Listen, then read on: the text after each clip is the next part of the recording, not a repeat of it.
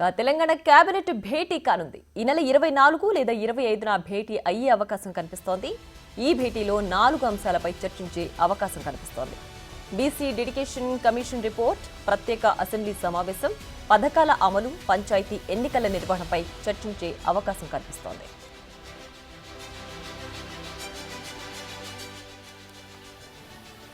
Telangana cabinet భేటీ కానుంది. ఈ నెల 24 లేదా 25న భేటీ అయ్యే అవకాశం కనిపిస్తోంది.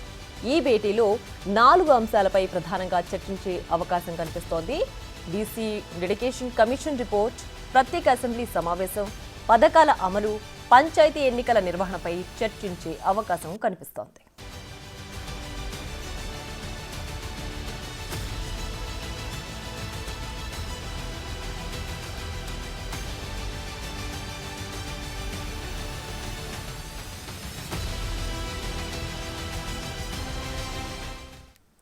మరింత సమాచారం మా associate input editor Nagesh phone line లో అందిస్తారు. నగేష్, చెప్పండి, తెలంగాణ కేబినెట్ భేటీ ఎగ్జాక్ట్ గా ఎప్పుడు ఉండబోతోంది? ఏ అంశాలు ప్రధానంగా చర్చకొచ్చే అవకాశం ఉంది? అంటే ఈ నెల 24 లేదా 25వ తారీఖులో కేబినెట్ భేటీ నిర్వహించడానికైతే ప్రభుత్వం సన్నాహాలు చేస్తుంది. ఇప్పటికే రేవంత్ రెడ్డి విదేశీ పర్యటనలో ఉండడంతో కేబినెట్ భేటీ సీఎం రేవంత్ రెడ్డి హైదరాబాద్ కు చేరుకున్నాక నిర్వహించాలని చెప్పి ఒక సమాచారం అయితే మనకు అందుతుంది. ఈ క్రమంలో ముఖ్యంగా కేబినెట్ భేటీకి సంబంధించి నెక్స్ట్ లెవెల్లో అయితే 4 పథకాలకు సంబంధించి బీసీ డెడికేషన్ కమిషన్ రిపోర్ట్ కూడా రెడీ అయింది. అది కూడా సీఎంకి చేరుకుంది.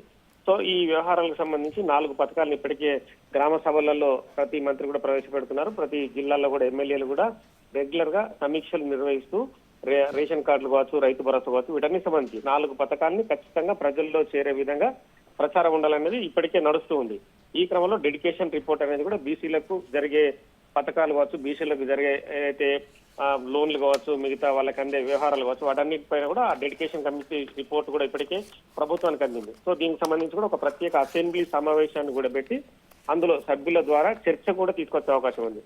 అంటే ముఖ్యమంత్రి, మంత్రులు, అలాగే ప్రతిపక్ష ఎమ్మెల్యేలు వాళ్ళందరూ కూడా దీనికి సంబంధించి ఖచ్చితంగా 4 పథకాల అమలు తీరుని ఎలా ప్రజలకు తీసుకెళ్తున్నాం, వాటికి అందే తీరును కూడా ప్రత్యేక అసెంబ్లీ సమావేశం ద్వారా చెప్పే అవకాశం కనిపిస్తుంది.